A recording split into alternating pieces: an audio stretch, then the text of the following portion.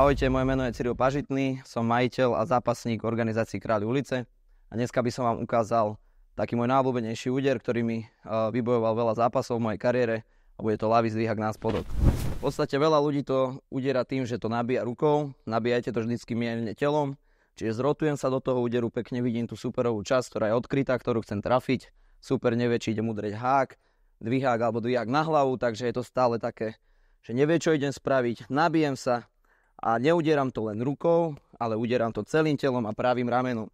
Čiže čím silnejší ten dvihák má byť, tým viac zrotujem práve rameno. Hop, rotujem rameno dozadu, udieram zdvihák. Prípadný superov úder potom prechádza pred moju tvár, som v kryte, triafam mu pečienku a super padá dolu. Takže si to zopakujeme všetko v rýchlosti, čiže nerobíme to rukou, nabíjame to telom. Predný dvihák neudierame týmto ramenom, ale týmto. Čím viac ho zrotujem dozadu, tým lepšie sa ohnem superovmu úderu a tým silnejší je ľavý zdvihák. Hop.